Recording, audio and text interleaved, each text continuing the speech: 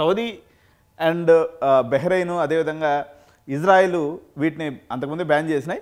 Saudi Arabia అయితే మనకు ban చేసింది. ఈ సౌదీ అరేబియా బ్యాన్ చేయడం అనేది మనకు చాలా చాలా ఇంపార్టెంట్ విషయం. కారణం ఏంటంటే ప్రపంచంలో మొత్తం మీద కానీ మనం తీసుకున్నప్పుడు ప్రపంచం మొత్తం మీద తెలుగు వాళ్ళు ఎక్కడ ఏ దేశంలో ఎక్కువ ఉంటారు అనుకున్నట్లయితే ఫస్ట్ ప్లేస్ టక్కని చెప్పేయచ్చు యుఎస్ఏ. ఓకే, యుఎస్ఏ తర్వాత మలేషియా తర్వాత థర్డ్ ప్లేస్లో సౌదీ అరేబియా ఉంటుందన్నమాట. అంటే తెలుగు ప్రజలు ఎక్కువ నివసించే ప్రాంతం సౌదీ అరేబియా. ఎంతమంది ఉంటారంటే దగ్గర దగ్గర 4 లక్షల మంది తెలుగు వాళ్ళు ఇక్కడ ఉన్నారు.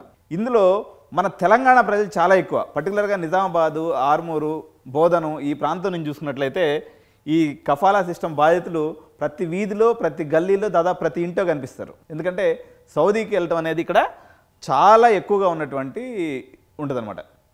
కువైటు, ఖతారు, ఒమను ఇటు కూడా వెళ్తుంటారు, కానీ బట్ సౌదీకి మన వాళ్ళు ఎక్కువ వెళ్తారు. కువైటు, ఒమన్కి వచ్చేసి మన కేరళ వాళ్ళు ఎక్కువ మంది వెళ్తుంటారు. సో ఈ కఫాలా సిస్టమ్ అబాలిషన్ ఎందుకు చేసింది? ఈ టైంలో కఫాలా సిస్టమ్ అబాలిషన్ చేయడానికి మనది ఎడ్యుకేషన్ ఛానల్ అయినటువంటి మనం ఈ వీడియో చేయడానికి సంబంధం ఉంది. ఎందుకంటే ప్రపంచం యొక్క డైనమిక్స్ వేగంగా మారిపోతూ ఉన్నాయి. ఇప్పుడు మీరు గమనించినట్లయితే యుఎస్ఏ రకరకాల ఆంక్షలు పెడుతూ ఉంది. మన పోయేటువంటి విద్యార్థుల మీద ఎటువంటి ఆంక్షలు పెట్టింది? ఒక యూనివర్సిటీలో 100 మంది ఉంటే అందులో 15% మాత్రమే విదేశీయులు ఉండాలి, అందులో 5% మించి ఒక దేశానికి సంబంధించిన వాళ్ళు ఉండకూడదు అనేది ఒక రూల్ పెట్టింది అనమాట. డొనాల్డ్ ట్రంప్ పెట్టినటువంటి రూల్ ఇది.